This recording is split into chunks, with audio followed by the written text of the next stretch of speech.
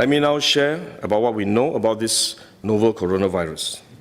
This virus comes from the family of coronavirus, which includes other viruses such as MERS and SARS, as well as the milder variants causing common cold. The medical consensus at this moment is that the novel coronavirus is more transmissible, but appears less deadly than SARS. Evidence suggests that the rate of human-to-human transmission of this virus appears to be higher than that of SARS. For now, the evidence also suggests that transmission is mostly via droplets. What this means is that the virus is carried within droplets emitted from an infected person over a short distance, such as when a person coughs or sneezes. If these droplets come into contact with the eyes, nose, or mouth of an individual, directly or indirectly through hands that have come into contact with these droplets, the individual may become infected. To clarify, there is no evidence currently to suggest that the virus is airborne.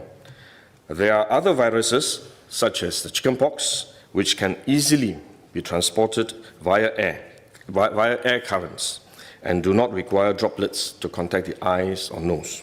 The novel coronavirus is not in this category of viruses. The novel coronavirus could also transmit through surface contact. Let me explain. When a person sneezes or coughs, the droplets fall onto the surfaces of tables and chairs, and the virus may remain alive for up to a few days. When someone else touches the surfaces of these tables and chairs, the virus can be transferred to his hands, and if he then rubs his eyes or nose without washing his hands, he may become infected. So we should wash our hands.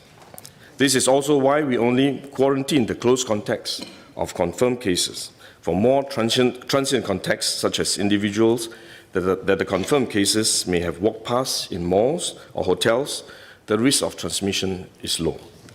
For coronavirus generally, the person is most infectious when he is displaying symptoms, or what you call symptomatic. And this is likely to be the case for the novel coronavirus as well. There is evidence of limited spread from a person without symptoms during the incubation period. However, this form of transmission may be uncommon and has so far involved isolated cases only. At this point, the evidence still points towards higher transmissibility when the person is displaying symptoms.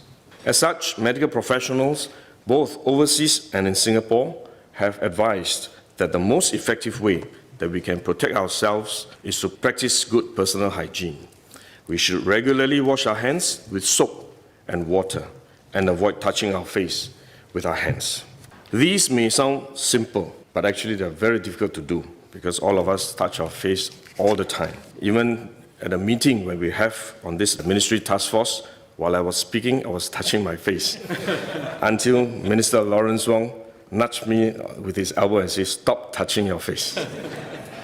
So it is simple but extremely difficult, but are actually very effective in preventing all kinds of infection.